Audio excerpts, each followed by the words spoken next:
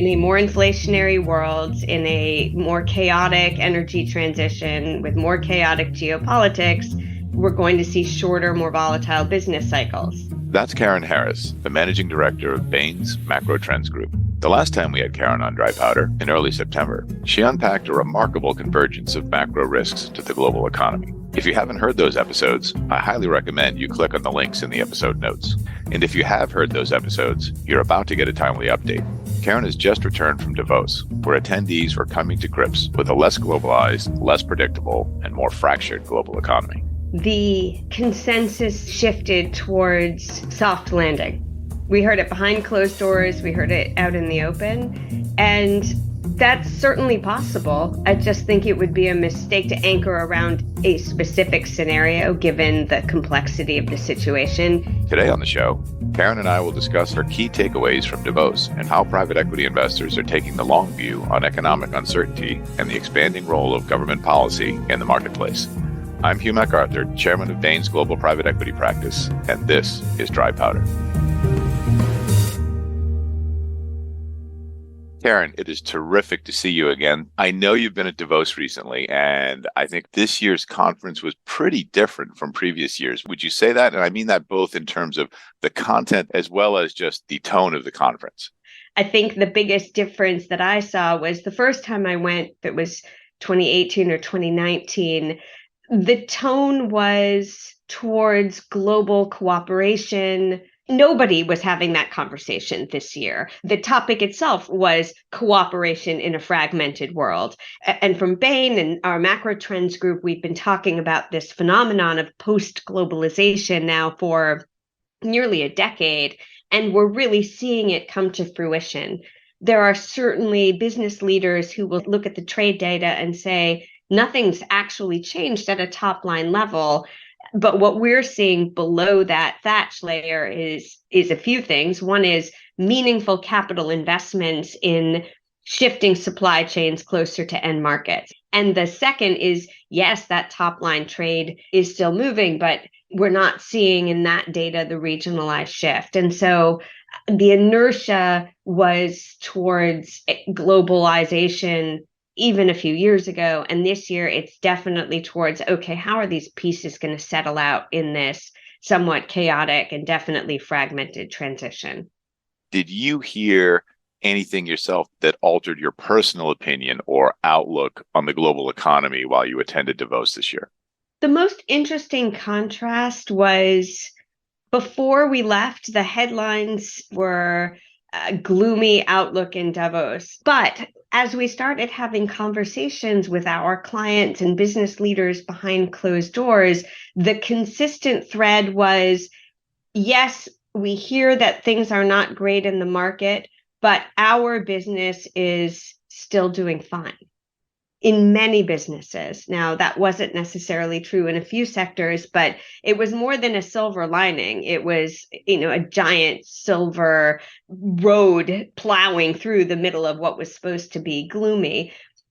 And I think that is understandable. Though we had inflation, that put a lot of pressure on households. In most markets, wages did not keep up with inflation. Right. We saw the equities stayed reasonably steady in many sectors. It wasn't a lot of fun if you were a crypto company or in some parts of tech, but businesses haven't yet felt the full impact of rising rates because they've been able to preserve margins and preserve revenue in many cases. And if you're in financial services, having positive spreads for the first time for many banks in parts of the world was also a tailwind. And so it doesn't surprise me that we heard more of that optimism behind closed doors, but it was a marked contrast. So there was kind of a silver lining for the conference, but is it more than that? Is it a silver exhale for the global economy? How has your assessment evolved since you were on this show last September? So when we last spoke, we were talking about scenarios and a planning corridor that looked something like a normal recession to the potential for something worse. I think that the warm winter in Europe, the gas storage situation, the relief of energy prices, that has created, as you put it so well, an exhale. My only caution, and I risk sounding like a typical grumpy economist, and I'm even worse because I'm not only an economist, but I'm an economist who went to law school. But with even with that outlook, I would put in a note of caution to not coalesce around a single soft landing scenario. That is the central scenario we heard the most often from business leaders. It's certainly a possibility, but it is premature to anchor around that. And what you don't want to find is in the back half of this year to say, we are not in the liquidity position we should have been in because we decided everything was fine, or to miss opportunities to make acquisitions of assets or make bolder moves because we assumed everything would be sort of incremental from here rather than more disruptive. Right. Now, last fall when we spoke, we talked about a plethora of macro risks, one thing after another, whether it was war in Europe or geopolitical instability with trade with China or inflation or interest rates or worries over different job sectors and different parts of the global economy. I mean, the list was seemingly endless. A couple of questions are on my mind to get an update on your thinking there. One is, have any of those risks ameliorated in your view? And secondly, do we have things to add to the list as we move through this winter? I think that we will continue to see the same challenges around energy. We have just taken a major player out of the market for Europe in Russian oil and Russian gas, not for Asia, where Russia is building a gas pipeline that will help them sell eastward rather than westward.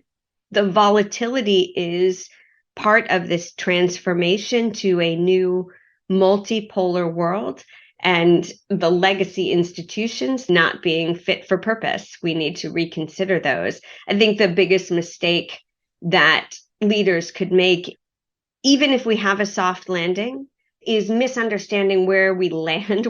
It will not be open globalization. It will not be US hegemony, a perpetually dominant US dollar as the single reserve currency. This isn't necessarily negative. If we think about the US dominance in capital markets, low interest rates created huge growth in wealth inequality in the United States, almost destabilizing. So this is an opportunity to correct some of that direction.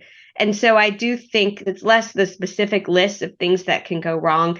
There are lots of global risk reports that read like the Old Testament of all of the awful things that could happen. But really, it's more focused on how is your business oriented to survive a more volatile period. So the big thing I heard you say there is it's not the same game anymore, and therefore you need to be prepared for different rules and different economic outcomes because you may need to pivot even if things seem okay. It's not the old game of the past. It is a different set of rules, but I'm really excited about the investment opportunities, particularly in the United States over this next cycle. I think there's just enormous opportunity in infrastructure, in being more thoughtful about how we price in externalities. And so transitions, much like adolescence, they can be painful, but having adults is nice. So we're just enduring that transition now. I don't know, Hugh, is that a sentiment you're feeling with investors, or are they still waiting for all of this to fall out in a different way than I'm describing? I don't know. We're projecting pretty far ahead, and I think that investors are thinking that there's going to be some type of correction in the first half of 2023. That's generally speaking the quote unquote base case. So that changes day to day. Lord knows I continue to consume media that leaves me not understanding the same kinds of things on a Wednesday that I might be thinking about on a Friday when I consume that information. But I think the industry, generally speaking, is preparing anyway for some type of correction because they continue to see, certainly in the United States, the Fed increase interest rates. We'll see what happens in Europe. And we know that while nobody, as you pointed out, jumps up and down and says, well, what we need to do here is really crush the economy to get inflation under control. That's exactly what the Fed has done historically, is continue to raise interest rates until consumer demand drops, unemployment increases, and we get an environment where inflation goes down and interest rates can be then returned down to lower rates. I think that the good news for investors is that the Fed is now signaling a more dovish approach to interest rate increases, more like a quarter point versus a half point. And then people begin to wonder, okay, do we get to no increases at some point in time? How long does that take? And then may we see something at least stabilize? As you well know, the investment world hates uncertainty. I've called it before on this show, and I continue to call it the U word. It is the thing that causes deal-making gears to grind and eventually stop. Once we get stability, wherever it is, then investors can plan for a more certain outcome. And when you're making bets in the private equity world that take 5 to 7 to 8 years to pan out, certainty is a pretty important thing. And there are already risks in any endeavor and any investment that people are underwriting. So having some of that certainty, at least in some of the major macro levers, is very vitally important. And so we're still in that environment right now of not really feeling like investors know where the world is going, but being hopeful that any type of recession would be mild. And that leads me to my next question for you, which is, are there any specific macro risks at this point that you think, boy, we really have to keep an eye on this during the next 12 months? What you just said is so important. Those who believe we're going to avoid a recession, I think implicit in many of their beliefs is a view that the Fed is going to back away from rising rates if we see a wobble in the economy. And I believe that the US Fed is committed to getting down to that 2% target. They might have had room to maneuver and say 3% makes more sense. But the problem with that 3 is 4% is a point at which consumers really palpably feel the impact of inflation. And the second is, let's be realistic, institutions lost an enormous amount of credibility through COVID, through inconsistent policy, through policies that felt too onerous for some, too light for others. One could argue that there was no pleasing even a majority, but regardless, they don't have the credibility to say, we have considered the data and we are changing our target to 3%, and still not have discussions about, well, what does the Fed know? Do we need an independent central bank? Should we be reconsidering legislation? And so I think on the back of Powell is almost a forced position to hit that 2%. And that may break something, right? When the Fed raises rates, something generally breaks. It could be domestic, it could be international. And so I do think that the path you described is pretty sensible. So let's assume we're going to have a downturn of some kind, probably an official recession. As we discussed last fall, the risks of a miscalculation and contagion are the ones that we still keep on the table. And so again, think about your liquidity positions. What would it look like if there were a loss of credit in the type we saw in 2008? And where would you want to be? Do you have the right number of lifeboats in case you're not just on a cruise, but you're on the Titanic? Right. So what I hear you saying is it's fine to prepare scenarios for what we'll quote unquote call an ordinary recession. And that's what a lot of investors are obviously doing. But you have to be prepared for that catalytic event, that Lehman Brothers event, particularly in a world that is less global, more multipolar. Let's talk a little bit more about the implications of that realignment. We're doing scenario planning here. We're saying, okay, we could have black swan events. I also need to prepare for an ordinary recession. What other things do I need to be worried about as an investor?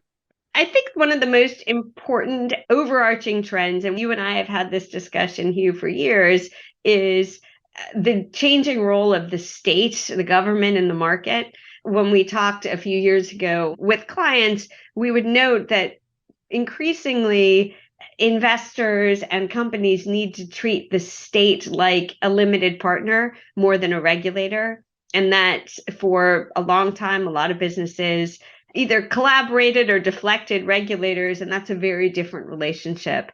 I was in a Chatham House discussion, and I won't say the topic, but it was about regulations that would have a big footprint. And the moderator of the discussion said, well, what about market distortions? And the panelist said, no one cares about market distortions.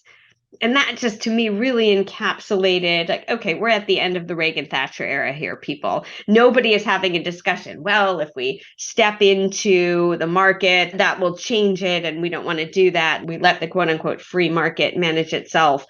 In this new multipolar world where the government and the second largest economy are one, the idea that there is some sort of distinct market that exists out in nature has been, I think, put to the side. And so thinking as investors about, okay, where are the rules changing? Where are we going to have a tailwind from the state? The Texas-Mexico corridor, land-based transportation, greater infrastructure, all of those are dead obvious areas that will have real upside in North America in that sort of changing environment. Of course, that doesn't make every asset a winner, but certainly it's a nice place to start looking.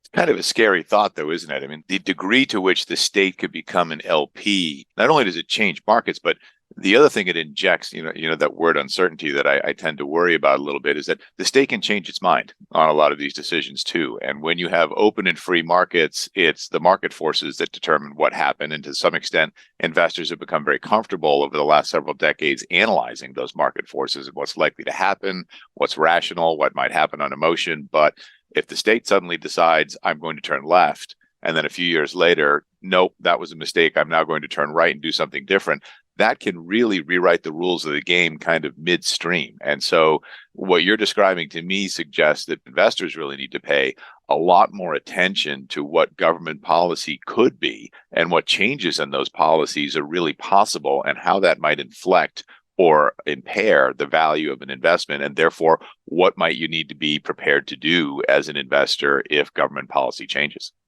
The danger in a polarized system, the danger is the rhetoric lurches. The counterbalance to that is the ability of legislatures to actually move policy is severely encumbered by the fact that if one person gets the flu or just decides not to vote, you end up with a much slower process. So I don't know that there's that much agility in government, but your point is really important. When you look at government policy, where are the consistent consensus threads? One is certainly around China in the United States, and that is a rivalrous relationship. If you look at what the Biden administration done, it's kept the Trump era legislation and added to it rather than unwinding from it. But where else are we seeing consensus? We're seeing Japan invest now nuclear and has made a declaration of putting hundreds of millions of dollars into that sector. And I think Japan as an exporter of nuclear power capabilities and engineering would be a great advancement for the world. And so there are, I think, real bright spots that will last through this next investment cycle that are really interesting to uncover. The implications of what I hear you saying, Karen, are that we're going to continue to see an acceleration of innovation and experimentation in private asset classes and private investment. I remember a time 20 years ago when investing in software companies was considered extremely avant-garde and extremely dangerous. And of course, now the software sector is the single largest sector for buyouts in the world. And when I think about private investors moving into things like Web3 technologies or getting permanent capital by buying insurance companies or pushing to access retail investors through different technologies and different wealth management channels, or infrastructure investors moving from buying and owning ports into more value-added infrastructure activities like digital infrastructure and wireless and the future of the internet and building that. It just seems like that's accelerated in the last 5 to 7 years. And you're telling me, if I'm understanding you correctly, that the conditions that you see evolving at a macro level are only going to encourage more of that type of experimentation in the future. To be certain, you have to understand the risks you're really taking and what you're underwriting and where the value levers really are that you need to pull to get the return for investors. But if you're looking for same old in the private markets, you're probably going to be disappointed. Would you think that's fair? That's perfectly stated, Hugh. And I mean, you at Bain, we've been alongside these investors. When this industry was nascent, it was an innovation thanks to a changing global and economic environment. And that it was a brilliant innovation. And now that's changing again. So I think it will be really exciting to see where some of our clients think about new paths and new ways of creating value, of supporting the assets they invest in, and generating growth over this next cycle. Well, Karen, I wanted to thank you very much again for coming by the show, and it's been terrific to see you. Thanks, Hugh. It's always fun to be here. I'm Hugh MacArthur. Thank you for listening.